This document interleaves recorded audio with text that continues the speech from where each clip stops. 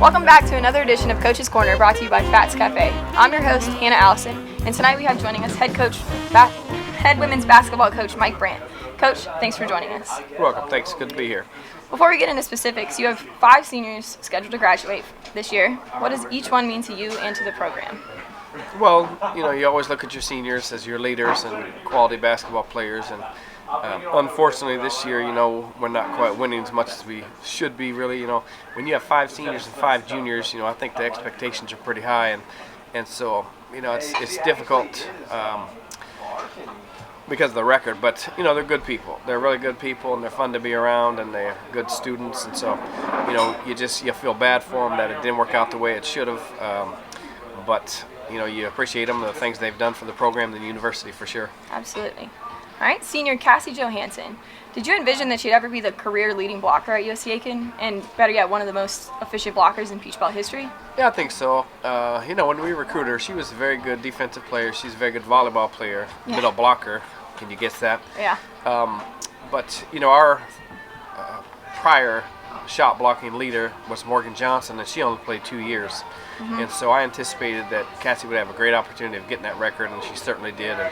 And she's a very good shot blocker. The thing about it is that she doesn't really get up there and reject them and knock them into the bleachers. She just taps them and gets them, and a lot of times, that allows us to, sometimes for her to get the block or somebody else on our team to get it. So I think it's probably more valuable. Maybe not as flashy as a rejection up into the bleachers, but very, team-oriented, being able to block it and pick it up and go. So she did a great job, and she's, great timing, and I'm happy that she got the record.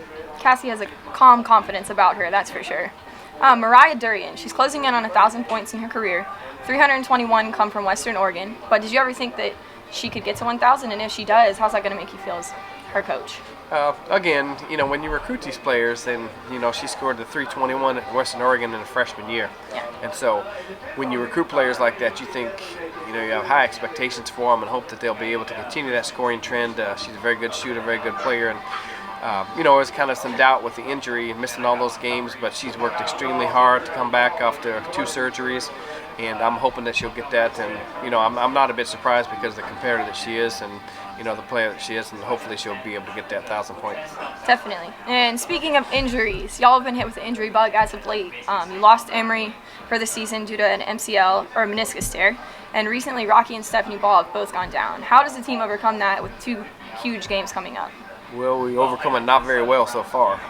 That's tough. Those are 3 of your players that you're expecting to play the most of the minutes. Those are 3 players that score for you.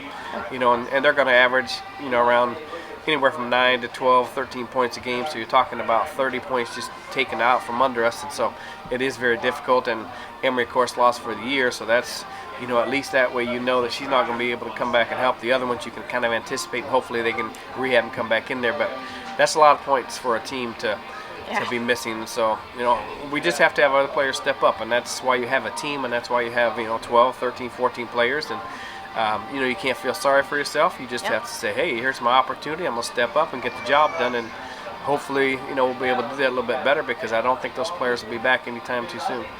All right, and speaking of people stepping up, Aubrey Lee Kraska, the freshman, she has had a lot of good games recently as points-wise. What do you think that came from, and do you expect her to keep doing this? Well, she's a very good competitor. Number one, that's so important, that you compete and you get after it, and she works pretty hard. She's got to take another step defensively. Right now, she's kind of relying on her offense and doing a good job offensively. She's shooting about 50% from 3, which is great. But the more she does that, the more other teams are going to hone in on her and say, hey, we got to stop her. And she's not very big, so it's tough for her to get a shot off. But she's done a great job for us. If she continues to develop defensively, then she'll be very successful. And when you shoot that well, other team players need to find her when she's open and give her those shots. Yeah, definitely. All right, and let's talk about Jasmine Coach. She's not the biggest scorer for us, but she does a lot of different things. How about her growth as a player, as from last season to this season? Yeah, Jazz probably has improved more than anybody. I think, if you had to give the most improved player award, you'd probably give it to Jazz. And I know she worked hard in the summer. She worked on her shot a lot in the summertime. And the thing that Jazz does is, as you mentioned, she's not the highest scorer, but she's not a fantastic athlete. She's a good athlete. She's not a really skilled ball handler or shooter, but Jazz is a hard worker. and she's a very smart player. And if you have some deficiencies, you can make up for a lot of things by playing smart. And Jazz is probably one of our smarter players defensively and offensively, and she's done a great job and definitely the most improved player on our team. She's always out there working hard. Y'all are coming off a couple of really tough losses, one close, one not so close. What will y'all need to do to turn it around this week against Armstrong State and Young Harris? Well, we definitely have to play better defense. We just got done watching some film against Francis Marion, and our defense was, I'll say it nicely, it was pathetic. We gave up way too much penetration. We're not a real good defensive team. We have a tough time matching up against opponents, so we try to play more zone than we ever had in recent years. But we don't play zone very well. We can't stop them penetrating in the zone, let alone the man-to-man. And so we just need to be a little smarter on defense. When you do play zone, you have to play smart. You have to be a little quick, but you don't have to be great. You just have to be smart and work hard. And I felt that we lacked a lot of those, working hard and not playing smart. So we worked on that tonight a little bit, both on the DVD and on the court. But we have to pick it up defensively in order for us to have a chance. And then the last two games, we've shot 30% from the field, and you're not going to win many games like that. You got to get up there above 40 and 50%. And, so hopefully we'll do a better job of, again, being smart, taking good shots instead of taking bad shots. And the better shots you have, the better chance you have of them going in. So we've got to do a much better job of that. All right, and talk about close losses. Do you think that some of that has been because y'all have had majority of your schedule on the road this year, and do you think it's because they have home court advantage? And what do you think the next 6 of 9 games that are at the Combo? Do you think that's going to help y'all?